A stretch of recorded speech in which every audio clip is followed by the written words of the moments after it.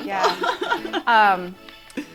On one of our prior episodes, we were talking about handlers, and I didn't realize this, but there's like a handler community of like backstage. There is. And there's like a point of pride when like your person wins anything, or your person, like, it's like a whole culture, which is kind of cool. It is. Yeah. You really need to come out to Chicago, because I think the other ones are picking it up, but it's something we really do try to push at Chicago, just because so many of us who have handled have competed, and so many of the people who are cosplayers know the stress of the handling because they've handled, and so this really cool back and forth where we try to support each other and cheer each other on, and like the handlers supporting handlers and cheering on when their person wins. So it's nice to see the other ones like pick up and go. So if you ever want to see it, you have to come to Chicago, because that's I don't know if it started there, but I know we're really big into it there. Oh my God, that's just so awesome. I love that. I love that. Oh my God. Well, maybe we should start this podcast. Yeah. Oh, we're just going to chat all day about anything but the Cricut. I might leave a little bit of that in, just like the end. Oh, yeah. But yeah, so welcome to ShePropTalk. This is a very special episode. I always say that, but this one in particular is because I get to talk to, finally, Amber from Bodoni Cosplay. And she is a master of the Cricut, at least in my eyes, you are. And Amber is someone that I go to a lot for questions that I have about my Cricut. So I'm really excited to have you here so we can talk about the projects that you've done, your favorite things you like, things you don't like, your experiences, and all of that. Welcome. Thank you. Thanks for having me. I'm really excited to be here and chatting with you. Yeah, again, so this is part 2. Well, not really part 2. This is take 2, try number 2.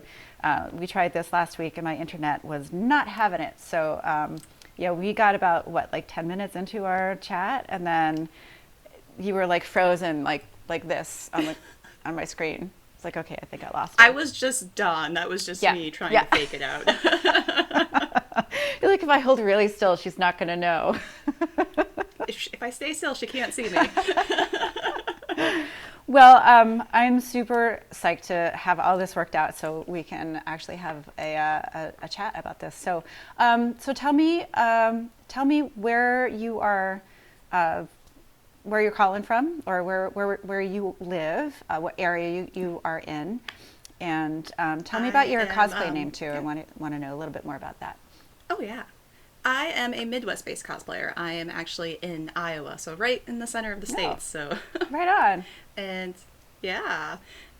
my cosplay name is Bodoni Cosplay, and it came from that because I really love typography, and Bodoni is my favorite typeface. So that is so cool. That's how that came into. That is awesome. Also, now I know how to properly pronounce that word. Yeah. It's weird. It's really fun hearing all the different iterations, but I also have a weird last name, so I'm really used to it. You just hear something remotely like, oh, I have those letters. Yeah, so you're talking to me. Right. Yeah, people pronounce my last name strangely too sometimes. But I guess that is just the way that it is. Well, I wanted to chat with you about the Cricut because you've done some really extraordinary things with your machine. And before we jump into your projects, I would love to know how long you've been using a Cricut, and where did you, like, what made your decision to get one and to start using one? I've only had a Cricut for myself for about a year now, but I've been working with one for, I can't even tell you how long, because my mom's had one for many, many years. She had one of the original ones where they had the cartridges, where if you wanted a different typeface or different graphics, you actually had to get a cartridge and swap them out in your machine. And I remember her just showing me all these different projects she was doing, and if she ever needed tech help or if she needed a second hand. So I've been helping her out with that. And when when that one became obsolete, because you get to a point where they don't update the technology anymore, the kids all pitched in and got her a new maker because she loved it so much. And it's a powerhouse compared to that first one. And there's so much you can do with it. And so I was the one really doing the research, helping her out which accessories she wanted for her projects. And then also like, oh, this looks interesting, so I'm gonna get this for myself. Well, yeah, And, you can't deny you were using your mom as a guinea pig. Oh, Yeah, yes, totally. definitely. Bless her heart, she was willing to share her toys with me. So I actually, for about 10 months there, would make the 2-hour drive because I visit my folks quite frequently. And we would do a project, or I'd help her out or teach her something, and then she would let me use it for the weekend. That is... So, yeah, after 10 months, I realized, okay, this would be a worthwhile investment. This would be worth my money. And they came out with a purple one, so I couldn't resist. You're like, well, that kind of seals the deal for me. Yeah. Well, that's... They caught on finally. That's awesome. So have you used just the Maker and that very first one, or have you used other models? I have used a little bit of the Explorer. It wasn't mine personally. I had another friend who had one that was a little bit closer than 2 hours, and so we experimented a bit with that and made a lot of stencils and different projects with that. Yeah, that's the one that I started with, the Explorer Air 2, and then I loved it so much, and then I saw all the new stuff that you could do with the Maker, and I splurged and got myself one, and I'm really glad that I did, because it's changed my workflow significantly. Yes. I'm sure it has done the same for you. Oh, definitely. Yeah, it's actually when we were doing the research, we were trying to figure out, okay, should we get her the Explorer, or she really like the Maker? And all the different features that we were doing, it's like, well, all just the possibilities and what she could potentially be doing and what might garner her interest later on. We realized, okay, the Maker would be worthwhile for her and absolutely for me to play on. Well, if you wouldn't mind, because I'm realizing that we're talking about this machine, and I haven't actually described what it is. Can you give us kind of a quick rundown of what is this thing that we're talking about? Why are we so crazy about it? It is like a home printer. Like, I guess the technical term, it's a vinyl cutter, I think is the technical term. But it's really nice because you can put a large variety of different materials through it, from paper to stencils to leather to cloth. Fabric's a big one. And you can cut, draw, score all these different materials with crazy level precision and in a good decent amount of size too. The largest it can be is about 11.5 by 12 23.5. I always forget to take the half-inch off. I know. Yep, me too. It's important. And I'm sure I'm missing like a large variety of different things you can do, but it's really awesome because it's really cool to see the different sects of the crafters do what they do with it, because it's things that, even though we've been working on this for months and for years, it's still, you see something pop up, you're like, I never would have thought of making that. Oh, totally. So it's very inspiring, and I love that people seem to be so willing to be like, yeah, I made this with a Cricut. It's this machine that doesn't cost, thousands of dollars, and it sits on your desk and you can shove it away when you're not using it. It's not a laser cutter, and you don't need to use any kind of eye protective gear when you're using it, and all sorts of pros and cons. I mean, it's not like the most perfect machine out there. There are some things that I wish that hopefully they'll be working on for future versions. But so you mentioned a whole lot of materials that you can use. What have you used for your projects? And I know there's a few projects of yours in mind that I want to talk about and get into a little bit more thoroughly, but if you could tell me kind of the range of things that you have experience with. I have a fun little, if I have it, I kind of like to put it through just to see if it can. So I have done the usual, which is the vinyl, the paper, the cardstock. I've also put through freezer paper through. The acetate, which is like a very thin plastic material you can use for a large variety of things. The fabric, 100% cotton mostly, linen.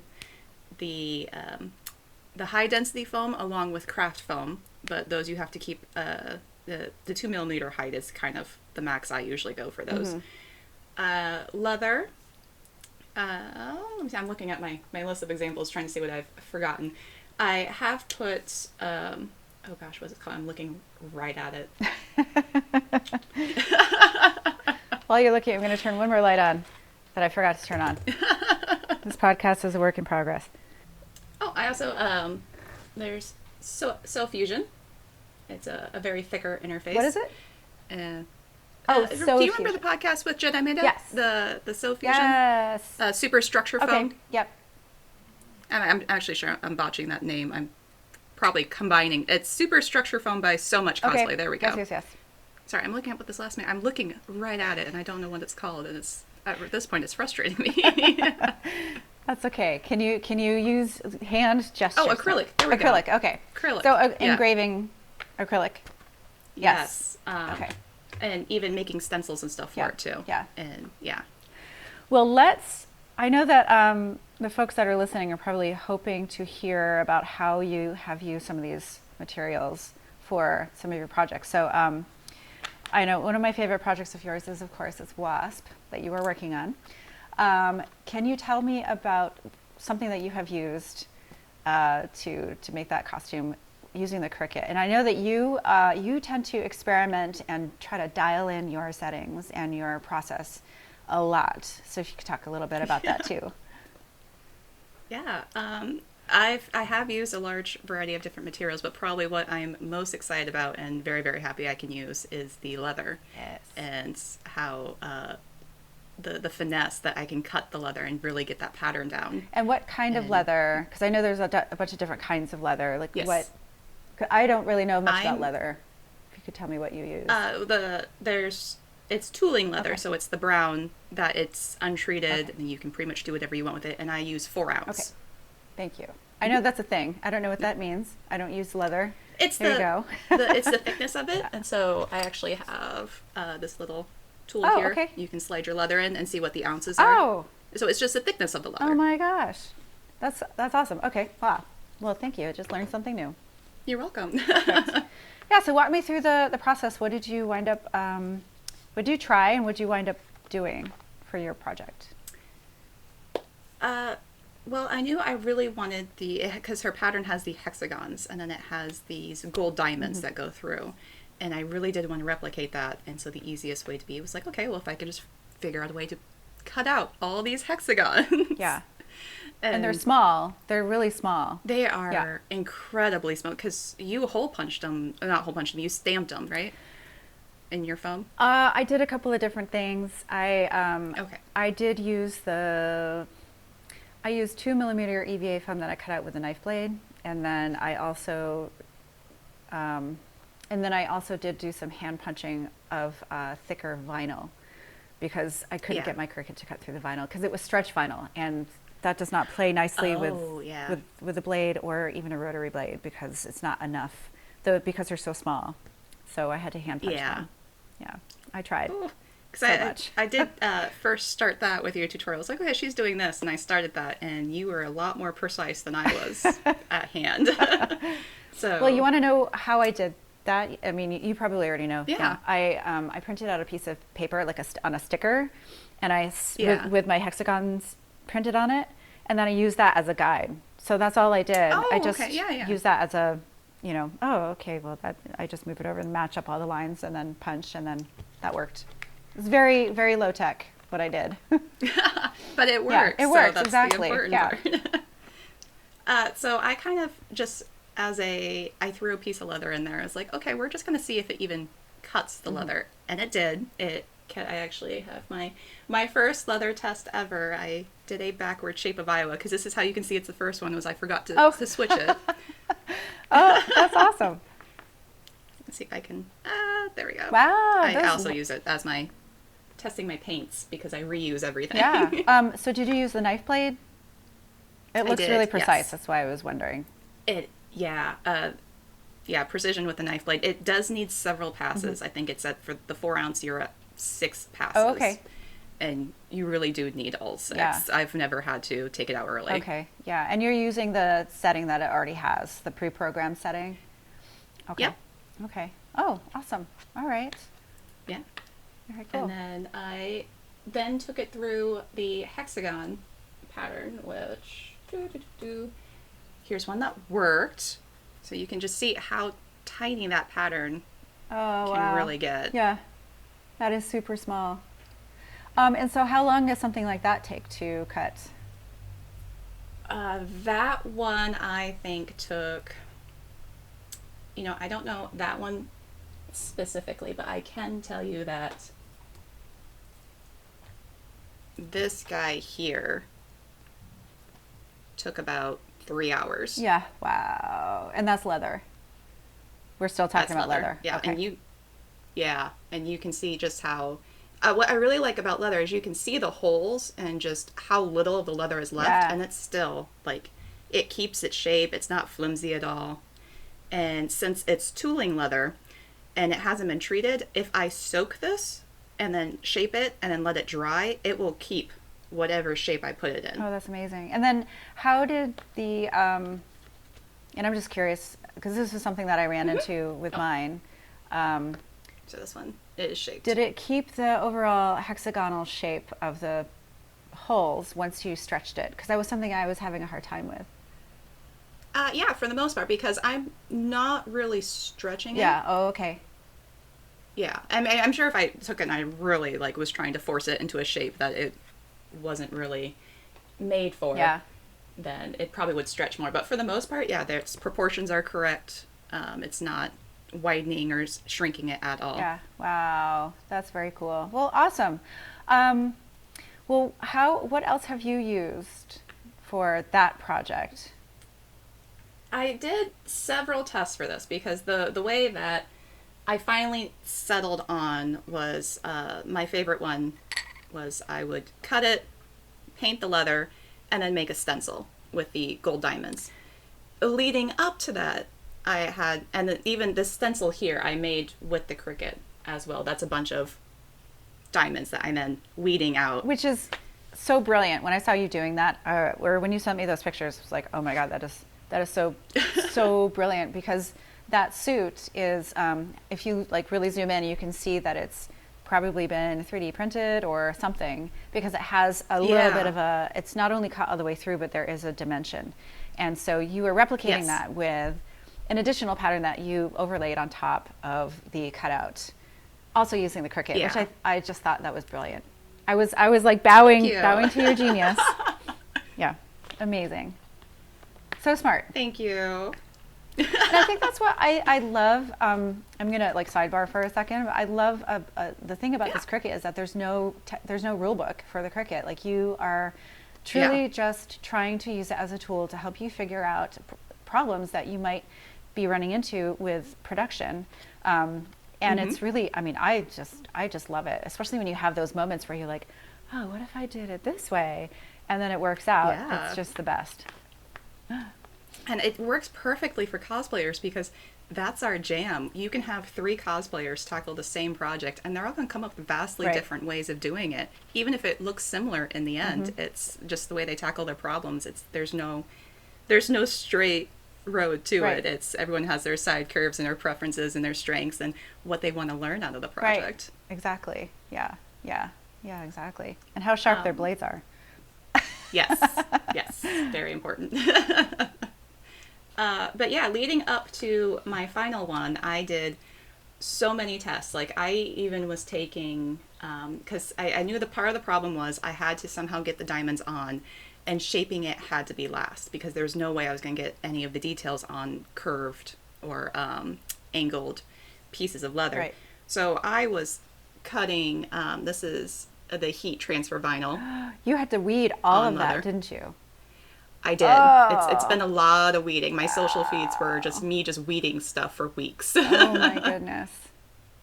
But yeah, this stuff goes, and here's one where it's unpainted. So this is me like first saying, okay, will it go on the leather? Will it go on painted leather? Will the leather then shape? And I'm even having it on the curves there, if you can see. I'm sorry, my light is awful. Oh yeah, there it is. Okay. Oh wow, so you weeded them individually and then you stuck them on. Mm-hmm. The individual ones you stuck them on. Oh my God, that's... Yeah, because you can use the transfer paper. That's even more insane. Wow. And let me see here. Like, even just the leading up to what the size of the hexagons and the diamonds were, I had so many of these square patterns that I was using just to get what my ratio was going to be. Gosh, that's so cool. It looks three-dimensional from where I'm sitting. It's amazing. Yeah. It really tricks the eye. It's so much fun. But yeah, that's just cardstock and the, I think the gold vinyl. Oh. So it works great for tests and it works great for your final projects. Like everything, if you just want to test a pattern. Yeah. you can throw it through and see what your ratios are.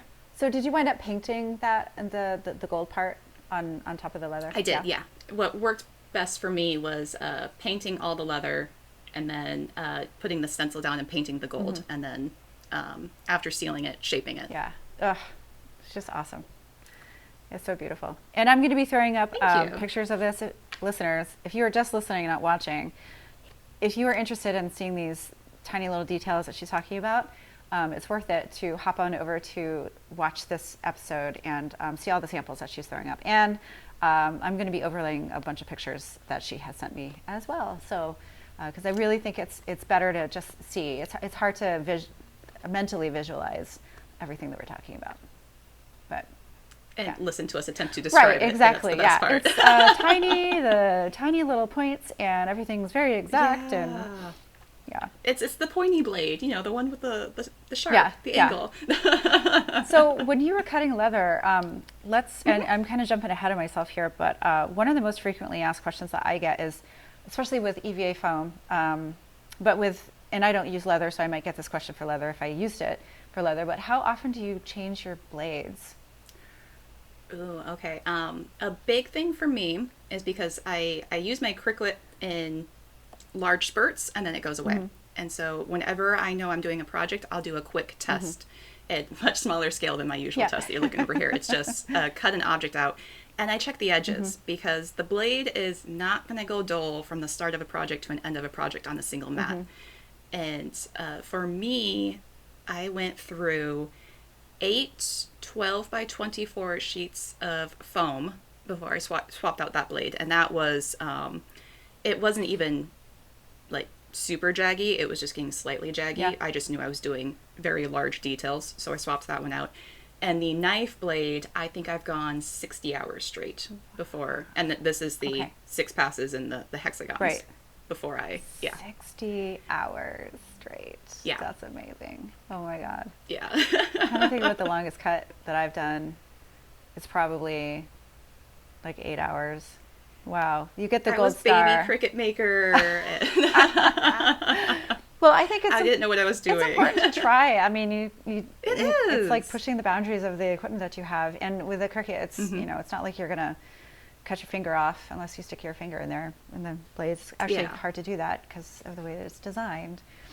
Don't do that, listeners. Just don't do that. Well, awesome. So another thing, and I think we already talked about this, but you have also etched acrylic, and I think was that another thing that you did with this Wasp project? Yeah, because I do intend, my wings are cut. I have to work on them. But I was trying to figure out the best way to get the hexagon patterns, again, on her wings, larger scale, thankfully. Yeah. And the first attempt was, first I made stencils. Oh, let's see if this is going to that looks good. There we go. Yeah, I can see it. And there's 2 different types of paint. This is just me going over it with finish. So this is the clear finish, the top row, and this is the matte finish. And that's just me throwing a stencil in there, throwing it on, spray painting it. Oh, okay. And then unweeding everything. And then I came through and I took the engraving tool with it. And that just came out so clean. Yeah. See if I can get my face out of there. That looks great. Yeah, that's a similar process that I used for my wings. There is an engraving tool now that the maker has that you can use. I believe that it comes on the new accessories that you can like pop the little tips on and off.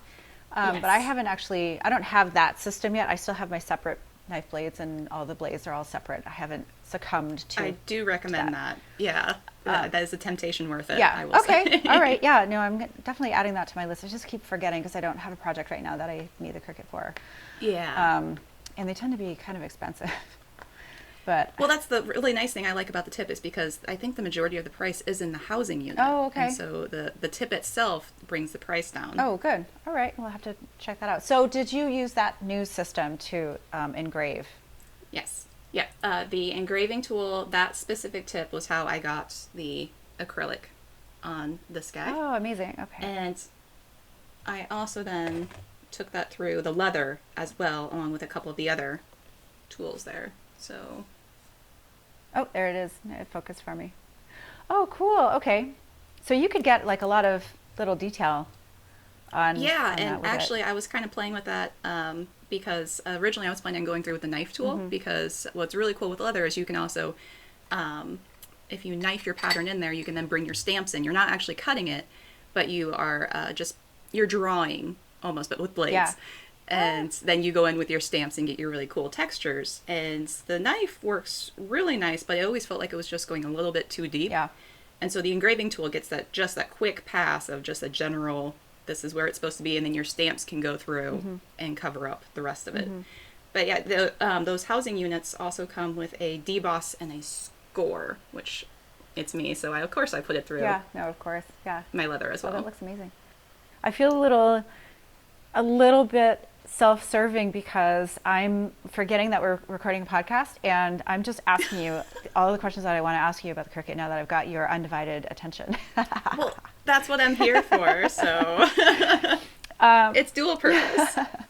And really, who knows better what to ask than you? Because you know so much on your end, so as an experienced user. Well, I think that the thing that I forget sometimes is that it's, to someone who hasn't had all of this experience, this machine can seem pretty daunting. It can seem like it's a whole new set of things to learn, and it's not only is it a tool that you use, but you have to plug it into your computer, and then you have to use design space. And actually, that brings up a question that I was going to ask you. Yeah. What would you say to someone who is at that point and they're thinking about looking at getting one of these machines? What would you tell them in order to help them figure out what machine to get, and then also how to tackle some of the more daunting parts of owning one of these things and using one? I know this two-part question. Well, let's see if I can get both Yeah. of them. What I really recommend for anything where, because I'm usually very hesitant towards getting any new equipment, is really make a list of what specific projects in mind that you want to use it for, what specific things you think would really help, or what you want to learn. Because it's very large, wide pool of what you can do with it, but really have a purpose in mind. And then just Google and YouTube and look up as many tutorials that you can, ask questions, find other people who have them. And if you can, there's a lot of opportunities out there if you're very fortunate to, if you already have friends or family members that have one, or if your local library has a machine, or even if your local makerspace has one. Either see if you can borrow it or have them walk you through how to use it, and if you can experiment with it for a few weeks to see if you like it, and or if that, because it's a different line of thinking and a different line of work. And so if you like that process and you like the streamlined version of it and you like doing the additional types of work that comes with this type of machinery, then by all means, then it's completely worth your investment. But there may be hang-ups somewhere along the lines, like maybe you don't realize how much the weeding takes as you're watching these tutorials, or maybe you're just not comfortable with design software or anything of that sort. So if you just have that chance of either getting to use it before purchasing or really getting to watch unedited videos of someone sitting down and doing a project from start to finish and not taking out the boring bits. Right. That's really what I recommend. Yeah, that's really good advice, especially the weeding, because I think that if Yes. there's one thing that I wish that I could do a little bit better or faster, or wouldn't have to do at all. So like weeding is sort of like akin to sanding. It's like the thing that you have to do. You cannot avoid it. You have to weed. And so weeding, listeners and watchers, weeding is what it's called when you are removing the material from the piece that you have cut out. Like, let's say you're talking about like a adhesive vinyl sticker. And so you want part of that to stay in place, like a complicated design.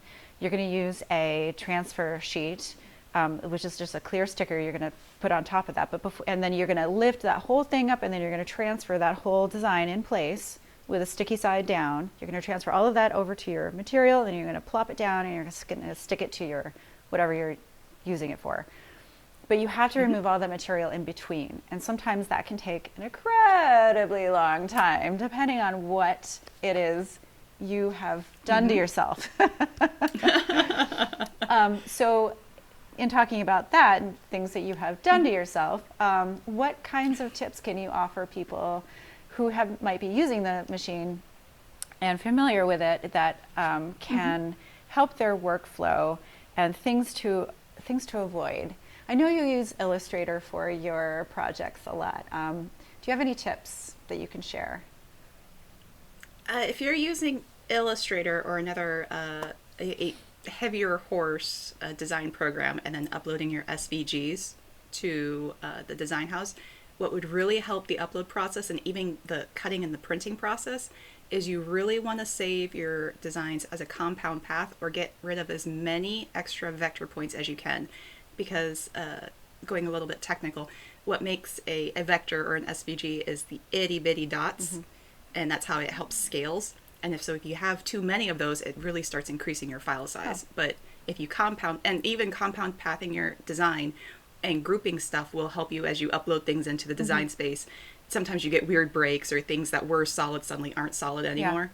It's probably because something in the compound pathing isn't grouped together. Oh, that's a really good tip. So because I know that that's something that a lot of people kind of struggle with. Everything looks fine, and then they pull it into design space, and then all of a sudden there's a big black, like their edges aren't there anymore, or their cutout part isn't quite there anymore.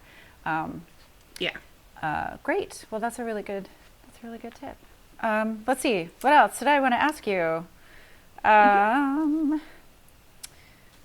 Jeez. Otherwise, if you are looking for miscellaneous tips, I highly recommend make sure to remove your mat before you hit the finish button. Otherwise, you will get a mat on the floor with either carpet or dog hair, and I cannot tell you how many times I have done that. Yes. Oh my God, I've done that too. It's like launching your mat across the floor. Well, here's a question for you, and this again is a self-serving question. How do you keep your mats clean? Especially after you use something like fabric or something that might leave a residue behind. Like EVA foam doesn't quite, but all sorts of other things do. What do you do? What's your process? I actually stole a tip from you, and it's my favorite tip ever. I actually use my green mat for almost exclusively now, and with the exception of the lighter materials, so paper, cardstock, and fabric. But for anything foam and leather, which is where I work the majority of time, is I will take a piece of the Cricut premium vinyl and put it down upside down, take off the sticker pad, and then put my material on there. And so that way the mat stays clean, and you can actually reuse the vinyl for several passes. I think I used a single piece of vinyl for 8 sheets of foam. Oh my gosh. And just kept going until the project was done. Oh, and then, that's amazing. I recommend that to anybody who's looking at foam or leather, because I have done leather on the just leather, and you have to put the flesh side down in order to cut through it, especially for tooling. But the flesh it's very hairy, and it's got a lot of stuff that's gonna get pulled off of the sticker, and I spent so long cleaning that. It was a lot of scraping, and luckily it still had the residue. Otherwise, you'd have to go through the whole process of actually washing your mat and letting it dry. Right. Yeah.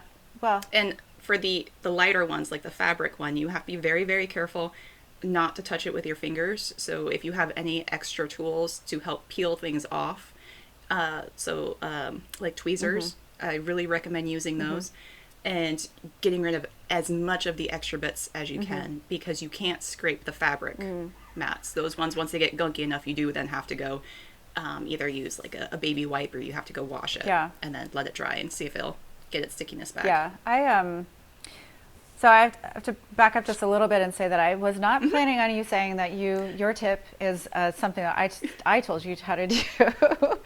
And I use that as well, that process as well. But I've also been using blue painter's tape on the backs of my foam. Yes. Which on the back. Yeah, right on the back. So instead of using the adhesive vinyl and putting that upside down on top of the mat, I put the vinyl, or I put the paint on the back of the foam, and I put the tape part up against the mat. And that seems to, I think I like that process a little bit better.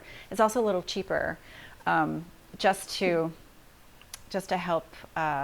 It is kind of a pain to peel off if you've cut all the way through. I think maybe the vinyl might have a little bit more, might be a little bit easier to keep together if you've got like a complicated design, but it still does work really well. But on the flip side, if you have a very complicated design, for the first few times you use the vinyl, and when I was using the 2mm foam making the chainmail, I was having to take a scraper and being so super careful to try and remove it from the vinyl just because the stickiness is really good. Yeah. It's trying to get those. It works better after a few passes, so if you want to just stick some foam on there and then take it off, Right. Oh, that's certainly an option. To decrease the stick a little bit. Yeah. Yeah. Oh, I love this. But otherwise, if you're doing... Yeah. Otherwise, if you use a really a high definition foam like HD foam, or anything of that sort, and you stick it on the premium vinyl, I was very, very fortunate. I'm kind of aggressive sometimes with some things, but if you really use the high density stuff, then that really helps the fighting the stickiness, because I only broke a couple pieces as opposed to breaking so many craft foam pieces when I was doing it that way. Oh my gosh. So yeah, can you tell me about like a Cricut horror story? Let's hear it. Let's hear it. So remember that 60-hour print I was telling you about? That came out just fine, right? It was totally okay. It totally did. Yeah. It was completely useful. No, it was not. All of my tests prior to that one had been smaller scale, because of course, if your small scale succeeds, that means you can jump right into your big scale. Oh, of course. So I did my test Iowa print on a piece of really processed leather that you can pick up from the craft stores. And so the back flesh side had already been like shaved down and treated and was really clean. And Cricut's official instructions are to put the flesh side on the mat directly, because it's easier to, let me reverse that, to put the grain side on the mat, because the flesh side will leave a mess. And if it's processed, then it will cut cleanly. Well, if you're using tooling leather, they neglect to mention that the flesh side is a lot tougher than the grain side. Oh. And so I put the grain side on the sticky mat because I didn't want to ruin my mom's nice purple mats. And I did a 12 by 24 with the itty bitty tiny honeycomb cut. And it was going to take 60 hours to get 12 by 24 of that.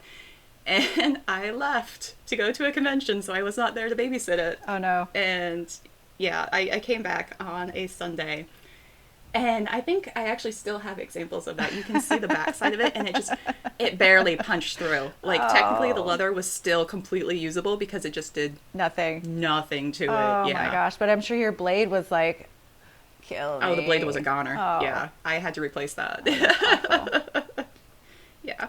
So I then, so I had one more night where I could use the Cricut, so that was when I was just stuck the flesh side directly down, was just accepting the fact that I've ruined the mat. I was gonna have to buy my mom a new one, and stuck it through, and that worked. And so that's where I learned that it was really important for the unprocessed tooling leather to have the grain side up. Okay. Flesh side down, grain side up. Yeah. If it's hairy and gross, you don't want the blade to touch it. Okay. That's a good tagline. That's a good way to remember it. If it's hairy and gross, you don't want the blade to touch it. Yeah. Because it'll be a much cleaner cut, and it'll be easier to cut through. Because I also don't know if you use hole punches or stamps, you can't punch through the flesh side as easily as you can the grain side. Interesting. Which is where that last hallelujah moment of how do I get a working test out of this before I leave town was, treat it like I would with stamping. Oh my gosh, that's so interesting. Well, what are some questions that you get frequently from your friends and your mom about using the Cricut, besides how often do you change your blades? That's a pretty common one, because it's also a really good one as you're looking into whether you want to buy it, because that's a good, how much is this going to cost to maintain. But the biggest questions I get is if they're using an outside design program, how to decrease the load times, which is compound path, or decrease your vector dots. And a slice and welding, if you're using the design program, is incredibly useful. You can get, that's where you can put two different objects on top of each other. And if you weld, it will then, so if you have a square and you have, you have a square and a circle, and if you put them like overlapping and you weld, suddenly this is your new shape. And if you slice, if you put them on top of each other, it will cut the circle out of the square. So that's how you get the letters or the words that are plain, but they're in the box. And more so for my mom or other people who like to do the Cricut for the more traditional, like really awesome T-shirts or signs, Sure. is where do you get your fonts, your typefaces? Oh, yeah. And I really recommend, if you want typography of any sort, Dafont, DAFONT.com, or Google Fonts. And what I really like about those is you can search for personal use. Oh, not personal. You want the commercial free ones. Really look at the licenses. So that way, no matter what you use the fonts for. Yeah. Because personal use is very, very strict on this can only be stuff for you, Right. like a one-time project. And the commercial free ones are, you'd have to read the license, but it's usually pretty good with you can use this for any project, which is why I almost always exclusively recommend Google Fonts, because anything they recommend there is Free. you free can to use, use. you're safe to use for your different stuff. Oh, yeah. that's really interesting. I did not know that. Yeah. I'm gonna go check that out. That's If you ever want to talk Great. like font legal stuff, I'm here on that too. definitely. No, that was really, really important to remember as well. That sometimes, especially with the Cricut design space, if you are a shop and you are thinking about using the Cricut design space elements and things like that for items that you're going to sell, you have to be very, very careful and pay attention to their verbiage and their guidelines and the things that you can and cannot do, specifically regarding Disney things and other IP related things. They have verbiage in there that you cannot sell products. Like you can't sell a T-shirt with Mickey Mouse on it that you cut out on your Cricut. That you got that graphic from. You can't do that. So be careful. Yeah. If you are in this for the business, something to watch out for. And also little known like of that it's usually a little bit more associated with the mouse with Disney. Yeah. But typography and fonts, I don't know if people know this, but they're copyrighted. They have licenses. Like an artist actually created and designed them, and so depending on which font it is, it might be very restricted on how much a license is and how many times you can use that license. Yeah. Oh, all interesting stuff. Legal tangent. Yeah, I'm gonna have to pick your brain. We'll have to do another podcast episode, like legal hour with Amber, answering all your questions. Well, great. I know I have like a bazillion more questions that I could possibly ask that you could answer. We'll just switch this. I'll start asking questions and you can answer. Yeah, perfect. But I think that we're about up for time, unfortunately, but we can always come back. I mean, there's always something to talk about with the Cricut, especially since they seem to be adding more and more things. So we'll have to revisit this again. And we didn't even really get to talk about cartridges, which I haven't used. And the ink cartridges you have tried out with leather, right? The Cricut die, yes. Yeah, the Cricut die. That's what I mean. Yeah. The cartridges. Oh, yeah. It's actually, I've used it on foam and I've used it on leather. Yeah. That's so cool. Okay, maybe tell me a little bit about it. Okay, because I totally have an example right here. Okay, good. Yeah. Okay. So here is the Cricut die. And so the blue is the die part. Yeah, the blue is the die, the gray is the foam. So the die works, it's a sheet of paper that you then heat up, so with an iron or with your Cricut press, and the die will transfer onto your object. And it like I did this months ago, it's not going anywhere. And it was really nice is because it's not like it's not like paint or the heat transfer, so it's not something sticking on top of it. It's literally dyed into there. And so it's a heat transfer in a way, but it's like with dye. It's not a layer that can come off like a regular heat transfer vinyl kind of a thing. You are actually changing the color of the foam or the leather. Oh, interesting. So I'm guessing that sample that you just showed me was HD foam. Yes. The gray. Okay. Yes. Awesome. Which since I didn't use a white, that will change the final color. So you'll get like a lot of the examples that you see Cricut using as whether it's a coaster or the shirt or the bag, all their examples are always white because white is the best transfer for dye colors. That's how you get the really vibrant. Right. Yeah, makes sense. So the blue, do they have standard colors? Like can you do a custom color, or or do they have a palette that you have to choose from? It's a very specific palette. Okay. I don't think they have anything of the custom stuff yet. Okay. They do have actual patterns. Like they have a carbon fiber pattern. They have like some tie-dye stuff. Ooh, carbon fiber pattern. Have you tried that before? I have not yet, but I okay. bought it and I'm totally going to test that. That's on my list of things to feed through my machine because I saw that and I was like, I can't resist. I need that. Yeah, no doubt. But there's also pens. Oh, there's pens. Okay. Oh, you mean like the regular, like the writing pens, or the dye, like a dye pen? The dye are in a pen, so it then similar to like the pen is doing, it will write the stuff out. But since it's a dye, I haven't used those ones yet. But I believe you run it through the machine and then you heat it up, and then the dye will transfer.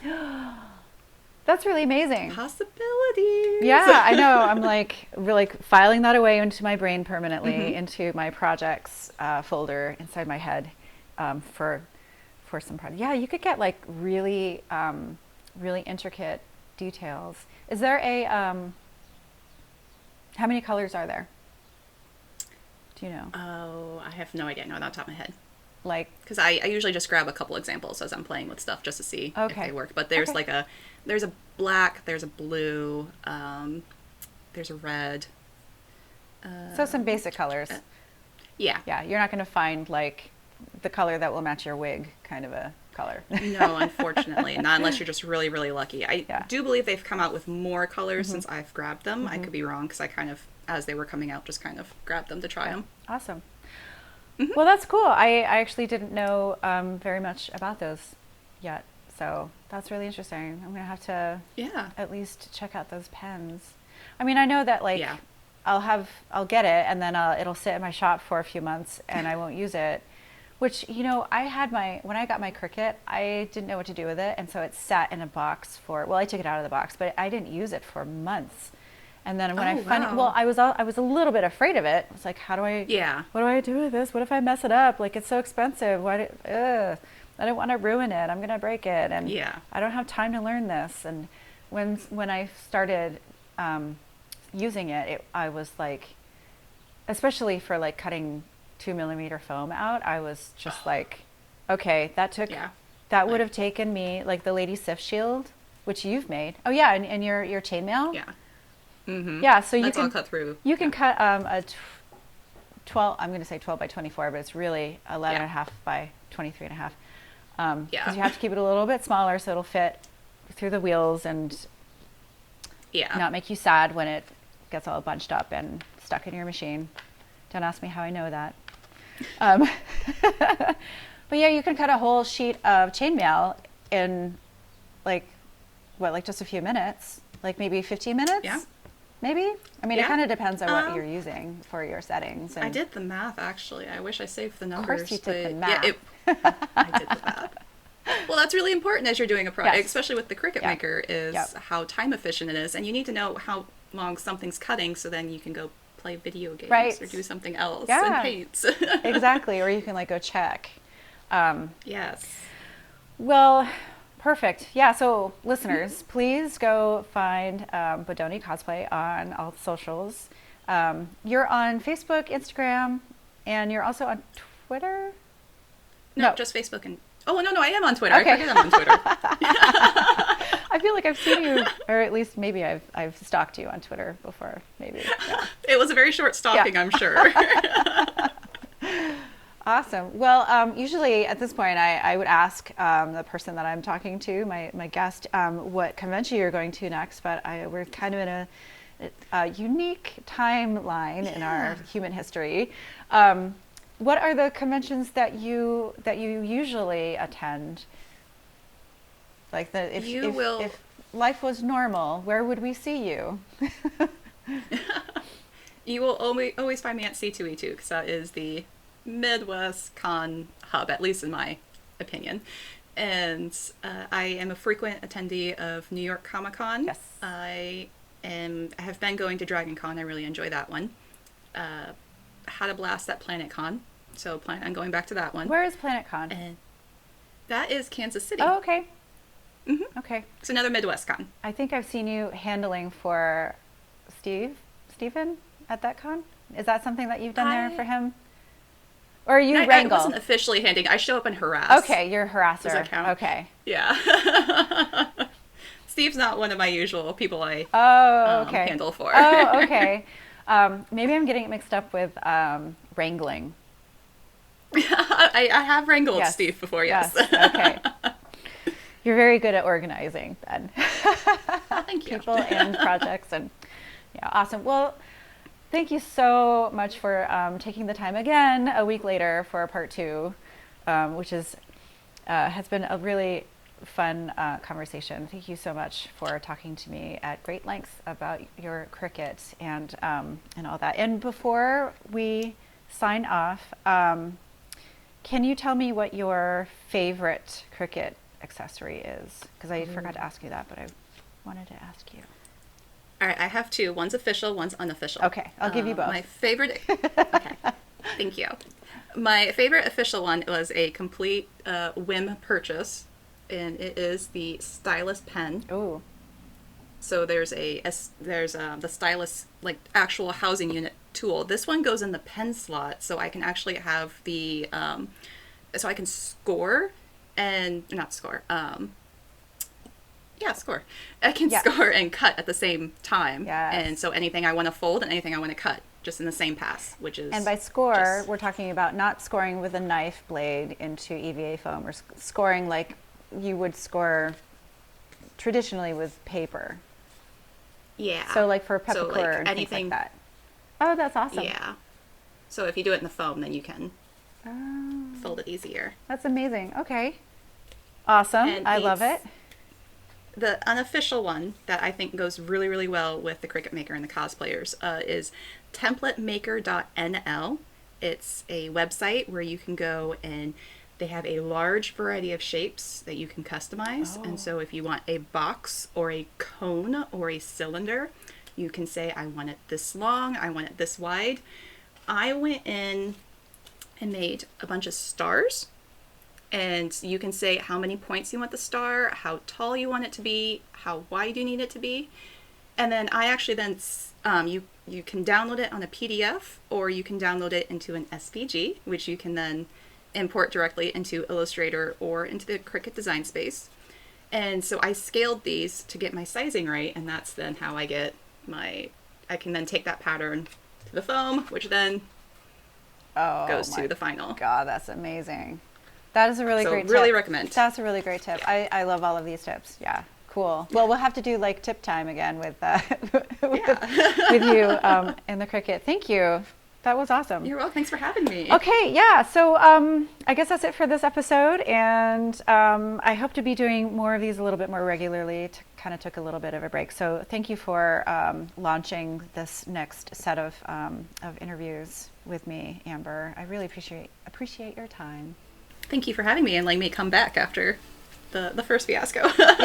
Yes, thank you for coming back. Well, I'm Beverly again from Downen Creative Studios, and thanks for watching and listening. See you next time. Bye. Bye.